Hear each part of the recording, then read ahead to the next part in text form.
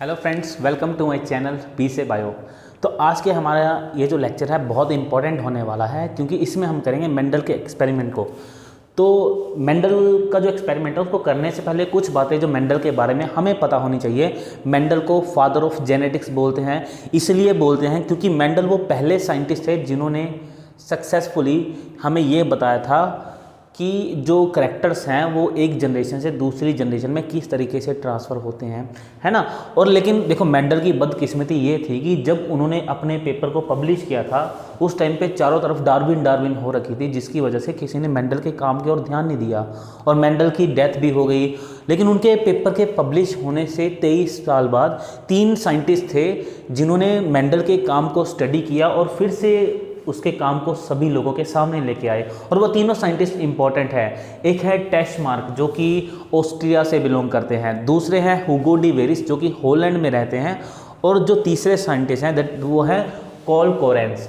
ठीक है, तो ये तीनों के तीनों साइंटिस्ट ने मेंडल की जो डिस्कवरी थी उसको दोबारा से सबके सामने लेके आए। तो कभी कभी एग्जाम में पूछ लेते हैं कि रीडिस्कवरी ऑफ मेंडलिज्म करने वाले 3 साइंटिस्ट कौन से थे, हमें पता होना चाहिए। चलो आगे बात करते हैं। देखो, मेंडल को पढ़ना है ना तो मेंडल की तरह सोचना पड़ेगा। भूल जाओ क्या होता है क्रोमोसोम, भूल जाओ क्या होता है जीन, भूल जाओ क्या होता है एलील। मेंडल को समझना है तो भाई मेंडल की तरह काम करना पड़ेगा। मेंडल ने अपने एक्सपेरिमेंट को करने के लिए जिस प्लांट को चूज किया था वो प्लांट था गार्डन पी। वो प्लांट क्या था? गार्डन पी था। और उसका साइंटिफिक नेम क्या है? पाइजम सैटाइवम। ठीक है, तो ये भी हमें पता होना चाहिए। प्लांट फिर से बता रहा हूं, गार्डन पी था, स्वीट पी नहीं था। जो हम घर में खाते हैं वो स्वीट पी होता है, वो गार्डन पी नहीं होता। चलिए अब देखो, गार्डन पी को ना सिलेक्ट करने के पीछे कुछ रीजंस थे। एक तो उसको आसानी से कल्टीवेट किया जा सकता था, उसकी जो कॉस्ट थी वो कम थी, ऊपर से जो उसकी वैरायटीज थी ना सारी की सारी वो इजीली अवेलेबल थी, जो उसके सीड्स थे वो इजीली अवेलेबल थे, बाइसेक्सुअल फ्लावर था, है ना। तो ऐसे कुछ कैरेक्टर थे। लेकिन जो सबसे खास कैरेक्टर था वो ये था कि जो पी प्लांट था ना उसके अंदर 7 कंट्रास्टिंग कैरेक्टर प्रेजेंट थे। अब देखो, मैं इस चक्रों में नहीं पढ़ूंगा 7 कंट्रास्टिंग कैरेक्टर कौन से थे, लेकिन जैसे जैसे हम वीडियो को कवर करते रहेंगे वैसे वैसे आपको इन कैरेक्टर्स के बारे में इनकी नॉलेज होती जाएगी। ठीक है, बहुत सी टर्मिनोलॉजी है जो हम मेंडल के एक्सपेरिमेंट के थ्रू समझेंगे। ठीक है, तो मेंडल का दिमाग लगाते हैं भाई। एक कैरेक्टर को उठाते हैं, प्लांट की हाइट को। कैरेक्टर कौन सा उठाते हैं? प्लांट की हाइट को। देखो, भूल जाओ डोमिनेंट रिसेसिव क्या होता है, कुछ नहीं, बस मेंडल बन जाओ। मेंडल ने क्या किया? मेंडल ने सबसे पहले प्लांट लिया, टोल प्लांट। मेंडल ने क्या किया? एक टोल प्लांट को ग्रो किया, उसके साथ किसको ग्रो किया? एक ड्वार्फ प्लांट को। किसको ग्रो किया? एक ड्वार्फ प्लांट को। देखो, टोल है मतलब हाइट की बात हो रही है, ड्वार्फ है मतलब हाइट की बात हो रही है। देखो, दोनों ही हाइट को कंट्रोल कर रहे हैं, एक इंक्रीज कर रहा है एक डिक्रीज कर रहा है। तो इसी को बोलते हैं अल्टरनेटिव कैरेक्टर, मतलब जो एक दूसरे के अपोजिट होते हैं। ठीक है, एक ओके। चलो अब देखो, मेंडल ने क्या किया? मेंडल ने एक पेरेंट लिया जो टोल था, दूसरा पेरेंट लिया जो ड्वार्फ था। ठीक है, अब देखो, जब दोनों का क्रॉस हुआ ना, दोनों का क्रॉस हुआ तो जो नई प्रोजनी बनी, नेक्स्ट वाली जो प्रोजनी बनी वो थी टोल। वो क्या थी? सारी की सारी टोल थी। मेंडल चक्कर में कि भाई देखो, एक टोल प्लांट था, एक ड्वार्फ प्लांट था, लेकिन प्रोजनी तो सारी की सारी टोल है। मतलब बात से बनी नहीं। वो एकदम हैरान हो गया, भाई ऐसा कैसे हो गया कि ड्वार्फ वाला जो कैरेक्टर था वो गया कहाँ पे। तो भाई मेंडल तो समस्या में पड़ गया। लेकिन मेंडल थोड़ा सा कूल बंदा था, उसने सोचा कोई बात नहीं, जो इस जनरेशन, जो F1 जनरेशन जो है, जो फर्स्ट जनरेशन है, उसने क्या किया? इस फर्स्ट जनरेशन का सेल्फ क्रॉस करवाया। क्या किया उसने? इसने फर्स्ट जनरेशन का सेल्फ क्रॉस करवाया। टॉल प्लांट का, फर्स्ट जनरेशन वाले का टॉल प्लांट के ही, मतलब फर्स्ट जनरेशन वाले ही प्लांट से जब क्रॉस करवाया तो हैरानीजनक मतलब इसके सामने रिजल्ट आए। क्या रिजल्ट आए? इसके पास आए 3 तो आए टॉल प्लांट। 3 कौन से आए? प्लांट आए, 3 टॉल प्लांट आए, और एक प्लांट जो था वो आया ड्वार्फ प्लांट। एक प्लांट कौन सा आया? ड्वार्फ। मतलब अब तो इस वाले रिजल्ट ने तो मेंडल को एकदम से सरप्राइज कर दिया। अरे मेंडल बन जाओ, मेंडल की तरह सोचो थोड़ा सा।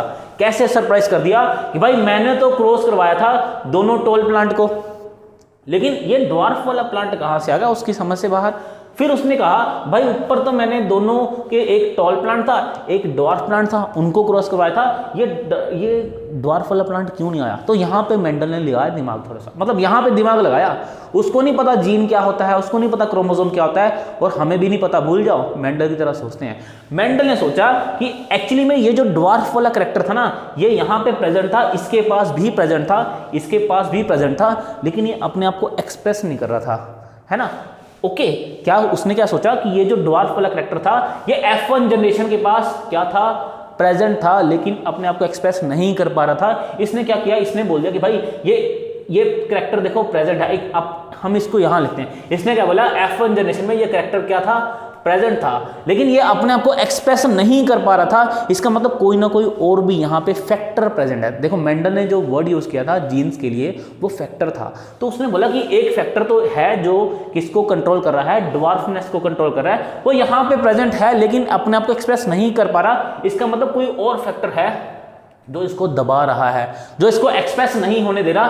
तो यहां से उसने बोल दिया कि इस प्लांट को उसने बोल दिया कि भाई इसका जो जीनोटाइप है, जो इसके अंदर जेनेटिक मेकअप है, जो इसके अंदर 2 यूनिट्स प्रेजेंट है, वो एक है कैपिटल टी, दूसरा कौन सा है, स्मॉल टी। अब देखो किस तरीके से उसने, मतलब उसने बोला कि भाई ये ड्वार्फ है, ये कौन सा पेरेंट है, ये ड्वार्फ है, मतलब इसके पास दोनों के दोनों जो यूनिट, जो फैक्टर्स है ना, वो दोनों के दोनों स्मॉल टी वाले होने चाहिए, क्योंकि अगर एक भी कैपिटल टी आ जाता तो इसकी तरह कैसा हो जाता, वो टॉल हो जाता, है ना। तो इस तरीके से उसने मतलब क्रॉस किया अपना, इसको कैपिटल टी बोल दिया। तो क्या बना हमारे पास, F1 जनरेशन में ये सारे के सारे जो प्लांट बनेंगे ये कैसे होंगे, ये होंगे टॉल। अब यहां से उसने एक लॉ दिया था, लॉ ऑफ डोमिनेंस। अभी बस 2 मिनट वेट कर लो, इसके बारे में बात करते हैं आगे जाके। अब उसने फिर क्या किया, ये जो F1 जनरेशन थी, हमें इसका मेकअप पता चलेगा ना, जेनेटिक मेकअप, ये F1 जनरेशन का जब इसने क्रॉस किया तो क्या बना F1 जनरेशन का। तो ऐसा हुआ भाई, ये जो कैपिटल टी था, अब देखो 3 कैसे बने थे, टॉल बने थे। तो ये जो कैपिटल टी था ये इसके साथ, मतलब दूसरे कैपिटल टी के साथ भी जा सकता है, तो ये बन जाएगा कैपिटल टी टॉल प्लांट। अच्छा, ये जो कैपिटल टी है ये इस दूसरे वाले स्मॉल टी के साथ भी जा सकता है, तो जीनोटाइप हो जाएगा कैपिटल टी स्मॉल टी। अरे जीनोटाइप मतलब जेनेटिक मेकअप ना, ठीक है। फिर ये वाला स्मॉल टी किसके साथ जा सकता है, कैपिटल टी के साथ भी जा सकता है, बन गया कैपिटल टी स्मॉल टी। और फिर ये वाला जो स्मॉल टी है दूसरे स्मॉल टी के साथ भी जा सकता है, बन जाएगा स्मॉल टी। अब देखो जाहिर सी बात है, मेंडल के अकॉर्डिंग देखते हैं हम, मेंडल के अकॉर्डिंग ये क्या है, दोनों के दोनों वो फैक्टर है, डोमिनेंट फैक्टर है दोनों के दोनों। तो मतलब ये प्लांट कैसा होगा दिखने में, टॉल होगा। अच्छा, यहां पे एक ऐसा फैक्टर है जो वीक है थोड़ा सा। मेंडल को क्या लगा था, यहाँ पे ये जो ड्वार्फ फैक्टर था ना, ये प्रेजेंट था लेकिन ये थोड़ा सा वीक था, तो उसने वीक फैक्टर को नाम दे दिया रिसेसिव फैक्टर। तो यहाँ पे एक रिसेसिव फैक्टर है, एक डोमिनेंट फैक्टर, जो स्ट्रॉन्ग है उसको क्या नाम दिया, डोमिनेंट फैक्टर। भाई एक स्ट्रॉन्ग है एक वीक है, अपने आप को कौन एक्सप्रेस करेगा, हाँ बिल्कुल सही बात, डोमिनेंट अपने आप को एक्सप्रेस करेगा। तो इसकी हाइट क्या हो जाएगी, टॉल।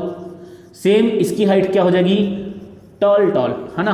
अब यहाँ पे क्या स्ट्रॉन्ग वाला कोई फैक्टर प्रेजेंट है, मेंडल का कोई फैक्टर प्रेजेंट नहीं है, तो मतलब ये कैसा होगा, ये होगा ड्वार्फ। ये कैसा होगा प्लांट, इसकी ये दिखने में कैसा होगा, छोटी हाइट वाला होगा, ड्वार्फ होगा। तो यहाँ पे देखो, अगर दिखने में हमें 3 प्लांट कैसे लग रहे हैं, दिखने में 3 प्लांट कैसे हैं, 3 है टॉल प्लांट, एक प्लांट दिखने में कैसा है, एक है ड्वार्फ प्लांट है। 3 कैसे हैं, टॉल है, एक दिखने में कैसा है, ड्वार्फ है। देखो दिखने में लग रहा है, मतलब हम देख सकते हैं कैरेक्टर्स को, तो जो कैरेक्टर्स हमें दिखते हैं ना, ऐसे कैरेक्टर्स को हम फिनोटिपिक कैरेक्टर बोल देते हैं, हम इसको मॉर्फोलॉजी बोल देते हैं। और इस फिनोटिपिक कैरेक्टर के बेसिस पे हम बोलेंगे कि 2 तरह के प्लांट मिलते हैं, 3 तो हैं टॉल प्लांट, एक है ड्वार्फ प्लांट। तो हम बोलेंगे कि जो फिनोटिपिक रेशियो है मोनोहाइब्रिड क्रॉस की, वो होती है 3:1, जिसमें 3 जो प्लांट्स होंगे वो डोमिनेंट कैरेक्टर को शो करते हैं, और एक जो प्लांट होगा वो रिसेसिव कैरेक्टर को क्या करेगा, शो करेगा, एक्सप्रेस करेगा, है ना। तो बहुत सिंपल सा एक्सपेरिमेंट था, मेंडल ने कुछ नहीं उसने किया, उसने अरे किया तो बहुत कुछ है, मतलब उसने उसके ऑब्जर्वेशन पावर बहुत अच्छी सी, है ना। क्या किया, एक टॉल प्लांट को ड्वार्फ प्लांट के साथ जब उसने क्रॉस करवाया तो सारे के सारे प्लांट कैसे आ गए, टॉल प्लांट। फिर उन्होंने उस टॉल प्लांट का सेल्फ क्रॉस करवाया, सेल्फ क्रॉस करने के बाद 3 टॉल प्लांट आए, ड्वार्फ प्लांट आया। बस यहीं पे चक्कर में पड़ गया कि ये ड्वार्फ प्लांट कैसे आ गया, भाई मैंने तो दोनों के दोनों जो पेरेंट्स थे वो डॉल वाले थे, तो ये छोटा वाला कैरेक्टर कहाँ से आ गया, छोटी हाइट वाला कैरेक्टर कहाँ से आ गया। तो यहाँ से उसने एस्टिमेट लगा लिया कि भाई ये जो ड्वार्फ वाला कैरेक्टर था ये F1 जनरेशन में प्रेजेंट था, लेकिन कोई इसको दबा के रख के बैठा था, कोई इसको एक्सप्रेस नहीं होने दे रहा था। तो भाई एक प्रेजेंट था, उसने लिख दिया और ये उसको दबा रहा था। तो यहाँ से उसने डोमिनेंट और रिसेसिव जो फैक्टर है, एलील्स हैं, उनके बारे में हमें बताने की कोशिश की। ठीक है, ओके, क्लियर है। इसको हम कवर कर लेंगे, लॉ ऑफ डोमिनेंस में अच्छे से कवर करेंगे। ठीक है, तो फिर उसके बाद जो हमारे सामने रेशियो आती है, जब हम कौन सी रेशियो आती है, जब हम F1 जनरेशन को सेल्फ क्रॉस करवाते हैं तो हमारे पास जो रेशियो आएगी फिनोटिपिक रेशियो, वो कौन सी होती है, 3:1। ठीक है, और जो F1 जनरेशन को क्रॉस करने के बाद नेक्स्ट जनरेशन आती है, इस जनरेशन को हम बोलते हैं F2 जनरेशन। कौन सी जनरेशन बोलेंगे, F2 जनरेशन। अब देखो भाई, फिनोटिपिक रेशियो तो हमें समझ में आती है, ध्यान से देखो। अगर मैं टाइप्स ऑफ गेम मतलब टाइप्स ऑफ जो सीड है उनकी बात करूं कि उनके अंदर जेनेटिक मेकअप कैसा है ना, उनके अंदर जेनेटिक मेकअप कैसा है, तो हमें क्या पता चलता है कि एक ऐसा है जिनके अंदर सिर्फ एक ऐसा है 4 में से जिनके अंदर हमें कैपिटल टी मतलब होमोजाइगस कंडीशन देखने को मिलती है। होमोजाइगस का मतलब है जब दोनों के दोनों जो फैक्टर्स हैं वो एक जैसे होंगे, या तो कैपिटल टी होंगे या स्मॉल टी होंगे, है ना। ओके, और उसके बाद उसने स्टडी किया कि कैपिटल टी स्मॉल टी वाले मतलब इसको बोलते हैं हेट्रोजाइगस। कैपिटल टी और स्मॉल टी को क्या बोल देते हैं, हेट्रोजाइगस। भाई साहब मिलावट है इसके अंदर, प्योर नहीं है ये, लेकिन ये प्योर है। तो होमोजाइगस को हम प्योर लाइन भी बोल देते हैं, और ये क्या है, हेट्रोजाइगस है। तो ऐसे हमें 2 देखने को मिलेंगे, और स्मॉल टी वाले हमें कितने देखने को मिलेंगे, 1 देखने को मिलेगा। तो ये हमारी आती है जीनोटिपिक रेशियो। किसकी ratio, genotypic ratio, monohybrid cross की। तो मोनोहाइब्रिड क्रॉस की जीनोटिपिक रेशियो होती है 1:2:1। तो ये इतना सा एक्सपेरिमेंट मेंडल ने हमें बताया था, समझाने की कोशिश की थी कि किस तरीके से जो करैक्टर्स हैं वो एक जनरेशन से दूसरी जनरेशन में जाते हैं, और फिर उसने हमें उनकी रेशियो निकाल के बताई कि किस तरीके से क्या क्या पॉसिबिलिटीज़ होती है डोमिनेंट करैक्टर्स के आने की, रिसेसिव करैक्टर्स के आने की। और इसी बीच भाई मेंडल ने हमें कुछ 3 लॉज भी दिए, मतलब मेंडल ने नहीं दिए थे, लेकिन मेंडल के वर्क से जो हमें 3 लॉ समझ आते हैं, वो तीनों लॉ कौन कौन से हैं, वो है लॉ ऑफ डोमिनेंस, वो है लॉ ऑफ सेग्रीगेशन, वो है लॉ ऑफ इंडिपेंडेंट असॉर्टमेंट। देखो, लॉ ऑफ डोमिनेंस को और लॉ ऑफ सेग्रीगेशन को हम यहीं कवर करेंगे, लेकिन जो लॉ ऑफ इंडिपेंडेंट असॉर्टमेंट है ना, वो हम तब कवर करेंगे जब हमारा जो डाइहाइब्रिड क्रॉस है वो अच्छे से हो जाएगा। ठीक है, तो अभी आगे हम स्टार्ट करते हैं लॉ ऑफ सेग्रीगेशन को। तो देखिए, लॉ ऑफ सेग्रीगेशन को करने से पहले हमें ना प्लॉइडी के बारे में पता होना चाहिए, और जो प्लॉइडी है उसकी एक वीडियो मैंने ऑलरेडी अपलोड की हुई है, आपने उस वीडियो को ज़रूर देखना है, उसका जो लिंक है वो डिस्क्रिप्शन में आपको मिल जाएगा। ठीक है, अभी के लिए हम ह्यूमंस की बात, मैं आपको ह्यूमन की एग्जांपल देके बताना चाहूँगा कुछ। जैसे देखो, ह्यूमन के अंदर टोटल क्रोमोसोम होते हैं 46 क्रोमोसोम। इसको ना बड़े ध्यान से समझना ये एग्जाम्पल को। टोटल 46 क्रोमोसोम होते हैं, और हम बोलते हैं कि 23 पेयर भी होते हैं। हम क्या बोलते हैं, हम जनरली बोल देते हैं कि ह्यूमंस के अंदर 23 पेयर्स ऑफ क्रोमोसोम देखने को मिलते हैं। And what is the meaning of pair, इसका मतलब भाई हमारे पास क्रोमोसोम की कुछ ना कुछ कॉपीज प्रेजेंट है। तो एक्चुअली में ह्यूमंस के पास हर क्रोमोसोम की 2 कॉपीज प्रेजेंट होती है, हर क्रोमोसोम की 2 कॉपीज प्रेजेंट होती हैं, है ना। तो इसलिए हम क्या बोलते हैं कि जो ह्यूमंस हैं वो क्या है, डिप्लॉइड ऑर्गेनिज्म है। ऐसे ऑर्गेनिज्म जिनके पास हर क्रोमोसोम की 2 कॉपीज प्रेजेंट है वो डिप्लॉइड होंगे, जिनके पास 3 कॉपीज प्रेजेंट है वो ट्रिप्लॉइड है। ऐसे ही जो वीट है उसके पास 6 कॉपीज प्रेजेंट होती है हर क्रोमोसोम की, तो वो हुई हेक्साप्लॉइड। ठीक है, तो हमें ये डिप्लॉइड वाला कॉन्सेप्ट समझना ध्यान से।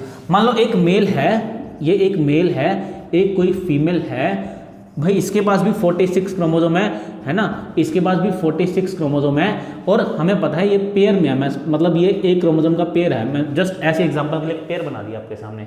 ठीक है, अब देखो जब होती है इसके अंदर मियोसिस, क्या होगी, जब मियोसिस होती है, मियोसिस में हमें पता है कि नंबर ऑफ क्रोमोसोम हाफ रह जाता है, मतलब 46 का कितना रहेगा गैमीट के अंदर, 23 कितना रहेगा, 23। और 23 कैसा रहेगा, जैसे एक पेयर के अंदर 2 क्रोमोसोम है ना, तो एक क्रोमोसोम एक गैमेट के अंदर आ जाएगा, और जो दूसरा क्रोमोसोम है वो किसी दूसरे गैमेट के अंदर आ जाएगा। इसका मतलब यहाँ पे जो होमोलोगस क्रोमोसोम होते हैं, जो पेयर्स में होते हैं ना, जो एक कॉपीज होते हैं, उनको हम होमोलोगस क्रोमोसोम बोलते हैं।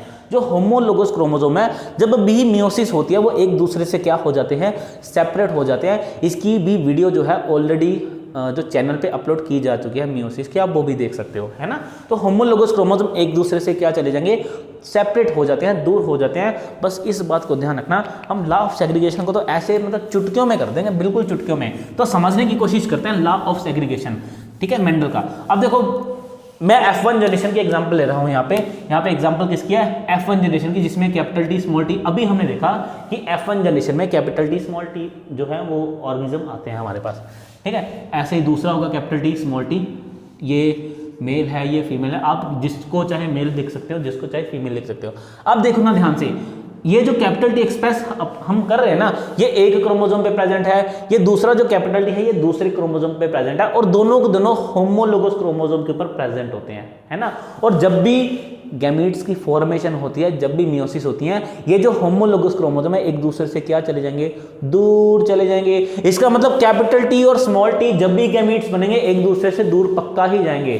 क्या, कैपिटल टी स्मॉल टी, ये जो दो फैक्टर हैं ये एक दूसरे से क्या, सेपरेट हो जाएंगे, एक दूसरे से दूर हो जाएंगे। कब, जब गैमीट्स बनेंगे। बस भाई साहब यही तो है लॉ ऑफ सेग्रीगेशन। क्या बोलते हैं भाई, जब गैमीट की फॉर्मेशन होगी, कैपिटल टी अपना अलग गैमीट में आ जाएगा, स्मॉल टी अपना अलग गैमीट में आ जाएगा। दोनों एक दूसरे से सेपरेट हुए या नहीं हुए, सर जी बिल्कुल सेपरेट हुए। सेपरेट हो गए ना, तो इसी को बोलते हैं लॉ ऑफ सेग्रीगेशन। क्या बताता है हमें लॉ ऑफ सेग्रीगेशन, कि at the time of gamete formation जो एलील्स हैं, जो फैक्टर्स हैं, वो एक दूसरे से क्या हो जाएंगे, सेपरेट हो जाएंगे, ठीक है। अब ध्यान से देखना, एक चीज समझना, क्या ये प्योर है, क्या ये प्योर है कैपिटल टी स्मॉल टी, बिल्कुल प्योर नहीं है, ये हेट्रोजाइगस कंडीशन है। लेकिन अब ध्यान से देखो, क्या ये गैमीट जिसके पास सिर्फ कैपिटल टी है, क्या ये प्योर है, हाँ जी बिल्कुल प्योर है जी। अच्छा प्योर है, अच्छा क्या स्मॉल टी वाला प्योर है, ये भी प्योर है। मतलब जब साथ में थे तब प्योर नहीं थे, अब गैमीट्स बन चुके हैं तो प्योर हैं। तो लॉ ऑफ सेग्रीगेशन का की एक स्टेटमेंट, एक कंक्लूजन ध्यान रखना, कि जो गैमीट्स होते हैं, स्टेटमेंट क्या है, जो गैमीट्स होते हैं वो ऑलवेज क्या होते हैं, ऑलवेज क्या होंगे, वो प्योर होते हैं। ये किसकी स्टेटमेंट है, लॉ ऑफ सेग्रीगेशन का कंक्लूजन लगा लो, स्टेटमेंट लगा लो, कि जो गैमीट्स होंगे वो हमेशा क्या होते हैं, प्योर होते हैं। और इसीलिए लॉ ऑफ सेग्रीगेशन को law of purity of gametes भी बोल देते हैं। ओके फाइन, ओके फाइन जी, बिल्कुल फाइन। तो और इस लॉ के ना अभी तक हमारे पास कोई भी एक्सेप्शन नहीं है। ओके चलो आगे चलते हैं। नेक्स्ट हम समझते हैं लॉ ऑफ इनकम्प्लीट डोमिनेंस। और इस जो इनकम्प्लीट डोमिनेंस है ना, इसके हमारे पास दो एक्सेप्शंस भी हैं, ठीक है, तो उनके बारे में भी बात करेंगे।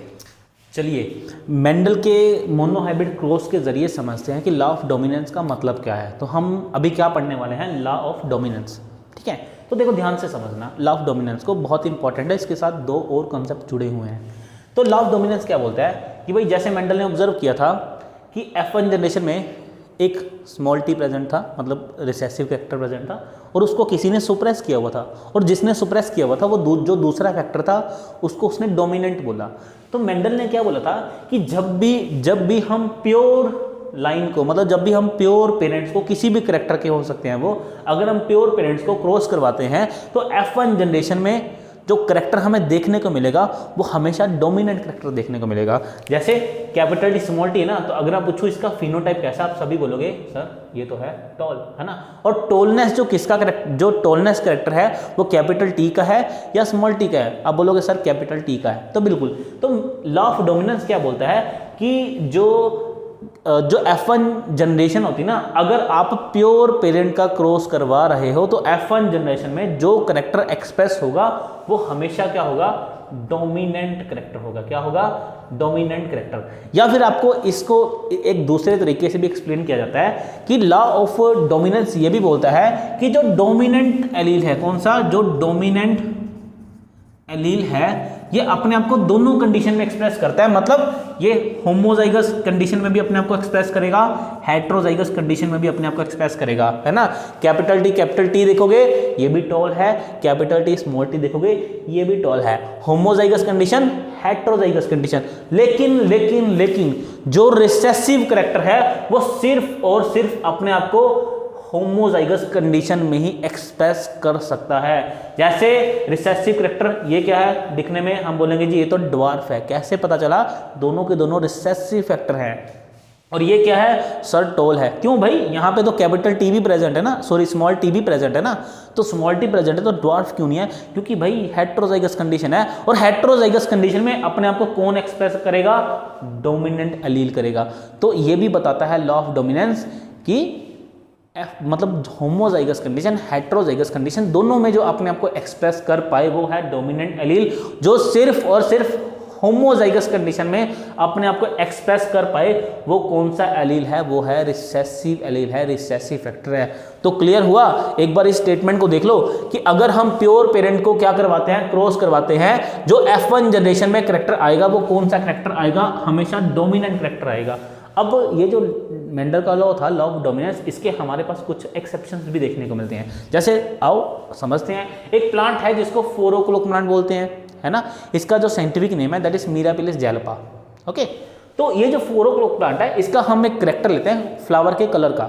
जो डोमिनेंट कलर है, जो डोमिनेंट एलील है वो रेड कलर को एक्सप्रेस करता है, और जो रिसेसिव एलील है स्मॉल आर जिसको बोलते हैं वो व्हाइट कलर को एक्सप्रेस करते हैं, है ना।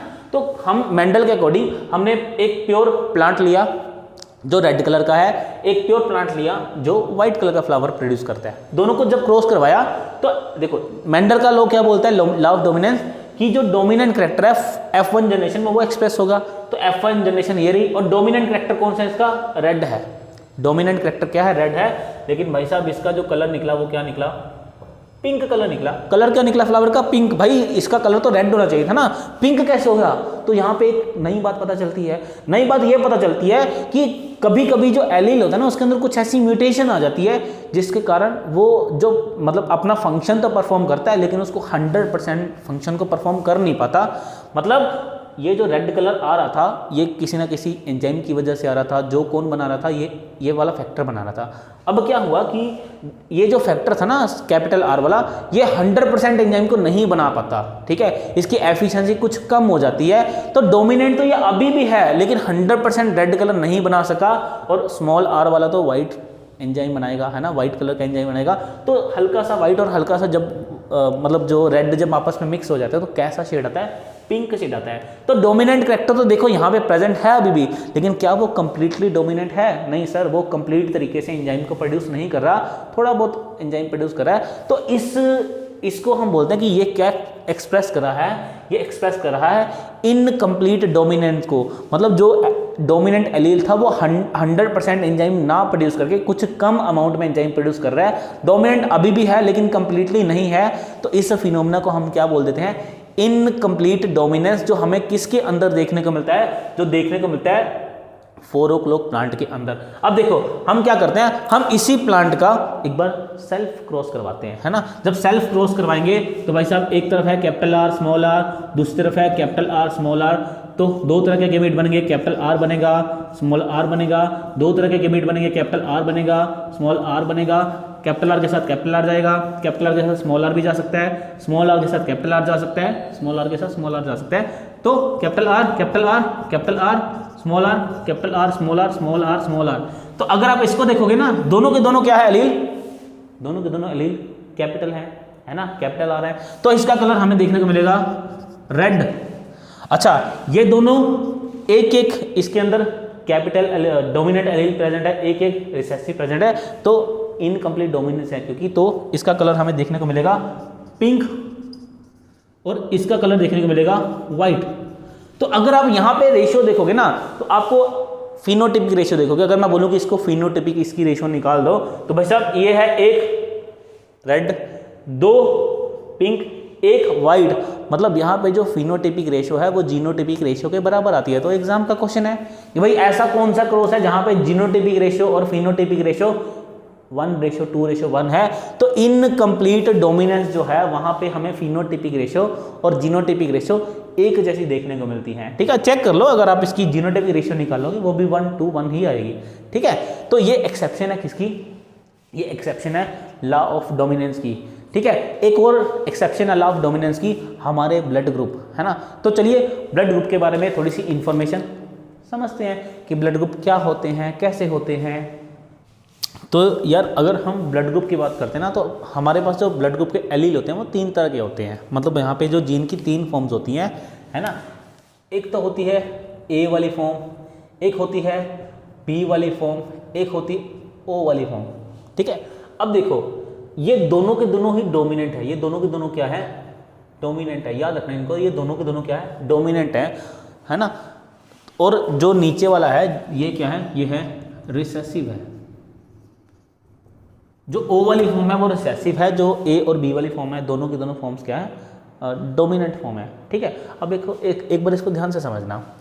जैसे अगर मैं बोलूं कि जो एक पेरेंट है जिसका ब्लड ग्रुप ए है और वो हेट्रोजाइगस है, तो अगर मैं इस फिनोटाइप को लिखता हूँ, जीनोटाइप को लिखूंगा I0, तो ए वाला कौन सा है, कैपिटल एलील है, तो ब्लड ग्रुप कैसा होगा इसका ब्लड ग्रुप होगा ए। ऐसे ही अगर मैं बोलूँ बी ब्लड ग्रुप वाला हेट्रोजाइगस ऑर्गेनिज्म, तो ब्लड ग्रुप कैसा है इसका, बी है ना।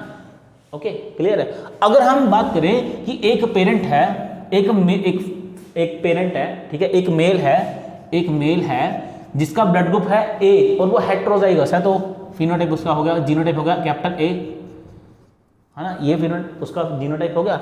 ऐसे ही एक फीमेल है जिसका ब्लड ग्रुप है बी लेकिन वो हेट्रोजाइगोस है, तो ब्लड ग्रुप हो गया उसका बी, ये क्या है, हेट्रोजाइगोस है ना।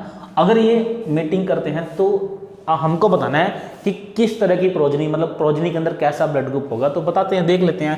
तो दो तरह के एलील बनेंगे, एक बनेगा, दो तरह के गैमेट बनेंगे, एक बनेगा कैपिटल ए वाला, एक बनेगा ओ वाला।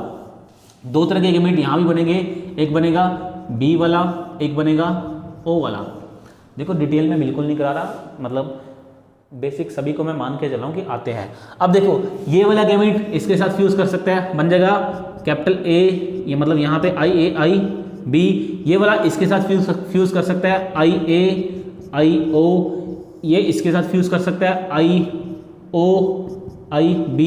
ये इसके साथ भी फ्यूज कर सकता है IO। ठीक है, अब ध्यान से देखना, अगर मैं इसकी बात करूं तो ये कैसा ब्लड ग्रुप है, देखो एक तो ए वाला है, एक ओ वाला है, तो ब्लड ग्रुप है ये ए। ये कैसा है, ये है ब्लड ग्रुप बी। ये ब्लड ग्रुप कैसा है, ये है ब्लड ग्रुप ओ है। अगर मैं इसकी बात करूं, पंगा यहां पे पड़ गया। देखो ए भी डोमिनेंट है, बी भी डोमिनेंट है, और एक ऑर्गेनिज्म के अंदर ए भी आ गया, बी भी आ गया, पंगा पड़ गया भाई। ये बोल रहा है मैं डोमिनेंट हूं, ये बोल रहा है मैं डोमिनेंट हूं, तो बात भाई भगवान बोला कि भाई साहब ना तो तू डोमिनेंट है ना तू डोमिनेंट है, तुम दोनों ही डोमिनेंट हो, दोनों अपने आप को एक्सप्रेस करो।